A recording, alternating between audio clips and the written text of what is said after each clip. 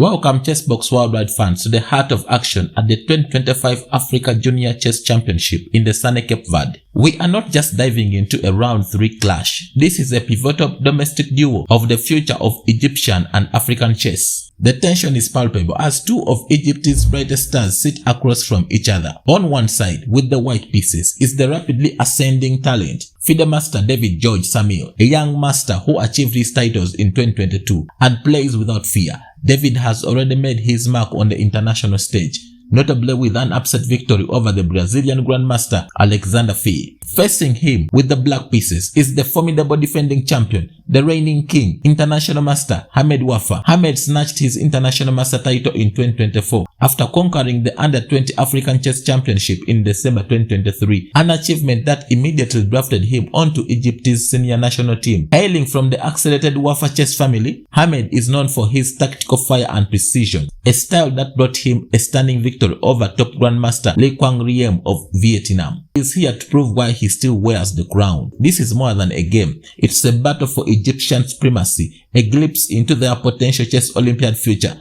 Get ready for a spectacular showdown. Welcome to the center of African chess. Don't forget to subscribe, like and comment to support the channel. In the white pieces, FIDE master George Samir David opened the game with 1d4 and IM Wafa Hamed in the black pieces. Played knight f6, c4, e6, knight c3 with d5, c takes d5, knight takes d5, and after e4 with knight takes c3, pawn takes c3, and c5.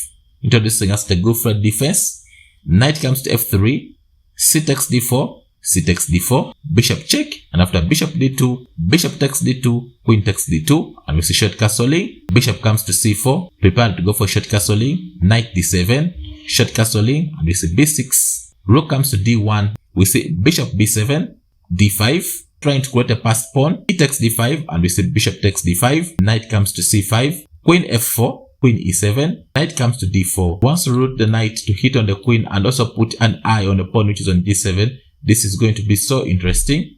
g6, cutting off the knight from coming to f5, rook comes to e1, rook comes to d8, rook e3. Now, these are all potential threats. So, knight comes to e6, and we see queen e5, pinning down the knight, and we see queen d6, moving out from the pin.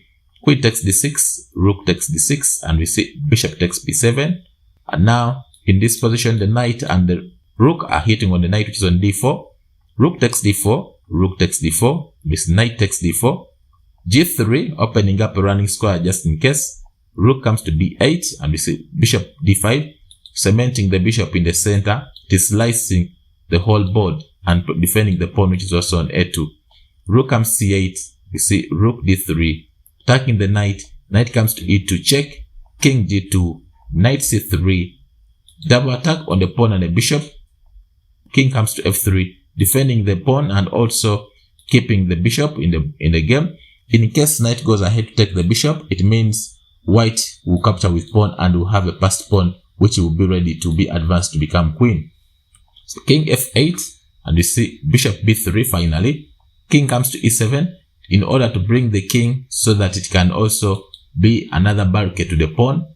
King comes to e3, b5, and we see rook b4, stopping any further advancements of the pawn. f5, we see king d3, hitting on the knight. Knight comes to b1, and now in this position we see rook d5. And it was in this position that IM would go ahead and dominate the game. For example, IM went on and played knight c3, but however, pawn f4 was winning by far. For example, after pawn f4, the bishop has only one square which is d1, because now in case of the bishop coming to c2, then the rook check wins the bishop on spot.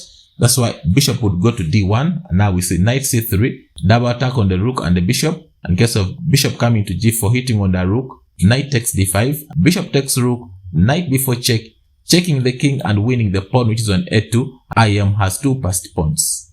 However, after rook d5, he played knight c3. In this position, FM played rook d4. But however, rook check was the best continuation, followed by king f6, and we see f4, cementing the rook on the 5th rank. f4 hitting on the bishop. Bishop would come to c2, and after knight takes a2, rook takes b5, f3, e4 check, and after king g7, king d2, rook d8. But however, after knight c3, he played rook d4. In this position, knight b1 should have been considered. For example, in case of knight coming to b1, emphasizing the rook to come in to check the king. So king comes to e3, knight a3, king comes to e2, f4 hitting on the bishop, bishop d5, rook c5, rook d3, the knight b1, intending to go ahead and check the king, king e3, b4, rook d4. But however, after rook d4, he played pawn f4 and FideMaster played bishop c4. In case of pawn taking bishop, then the king is going to win the knight, which is on c3. b4 should have been considered.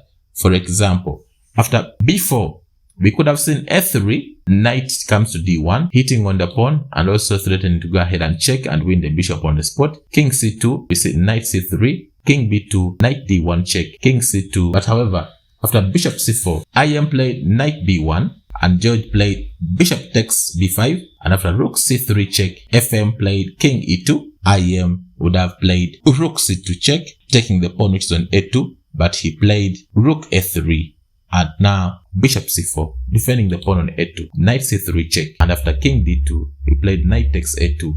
But now this is not like the way it was before, because now you see that all the pieces are stuck on the edge of the board. FM George played rook d3, but however, e5 should have been considered, cutting off the king from advancing forward, and then we could see f5, e6, insisting to go ahead and check and push the pawn to graduate into queen. King goes to e8, rook d7, and after knight c3, king e3, knight d5 check, king d4, knight comes to e7, king e7, and after rook c3, this would be winning for George. But however, after knight takes a2, he played rook d3, and IM Wafa played rook takes d3, king takes d3, knight b4 check, king comes to c3, knight c6. George played f4, cutting off the knight from moving forward, a3 from IM, and now we see bishop d5, knight comes to b8, king comes to b3. Now he wants to take out the threat,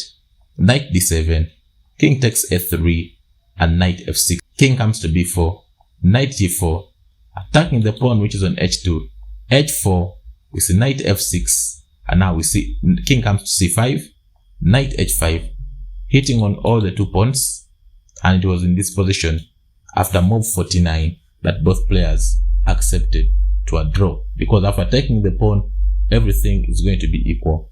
Thank you so much for watching, and I wish you the best of luck in your games.